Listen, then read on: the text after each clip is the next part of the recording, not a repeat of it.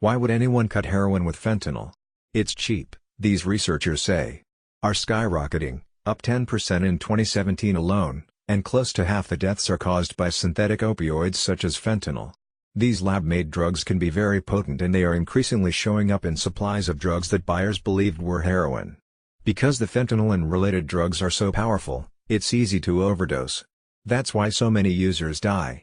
In fact, deaths from synthetic opioids now outpace deaths from heroin or other opioid drugs in the U.S., according to federal data.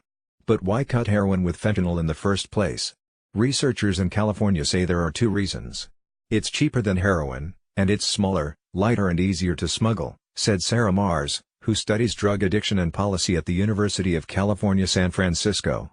Mars and colleagues have been interviewing drug users across the country, along with some street-level dealers who also use their own products.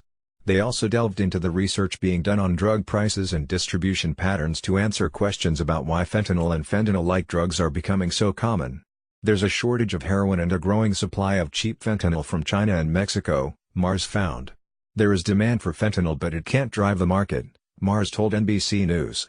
That's because it's impossible for buyers to tell ahead of time whether they are actually getting fentanyl. And the researchers also found that many opioid users are actively afraid of fentanyl and don't want it, because they know about the danger of overdose. Whether or not they prefer fentanyl, users don't have any influence over what drugs are being sold, Mars said. Without accurate information about these drugs, they can't make an informed choice about what they are buying. There's another indication that demand is not driving the increased use of fentanyl. There are hardly any street slang words for fentanyl, Mars said. Instead, the explanation seems to be that synthetic opioids are cheap and available. They are being added to the supply at the distributor level, not by dealers who sell directly to users, Mars and colleagues wrote in a report in the journal Addiction. New fentanyl-like synthetics have hit the market and they are being found more widely.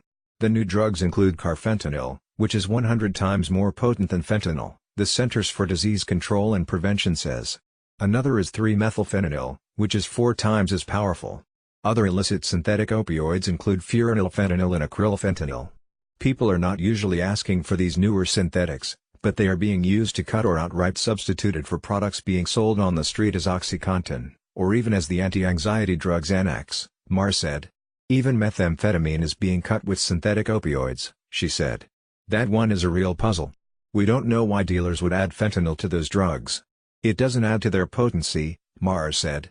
The U.S. government has an export of fentanyl, and last Saturday China agreed to label fentanyl as a controlled substance in a step that is meant to make it easier to prosecute people for making and selling illicit fentanyl.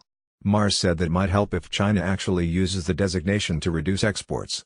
If it were possible to cut the supply from China, that would certainly have an impact on the number of fentanyl overdose deaths, she said.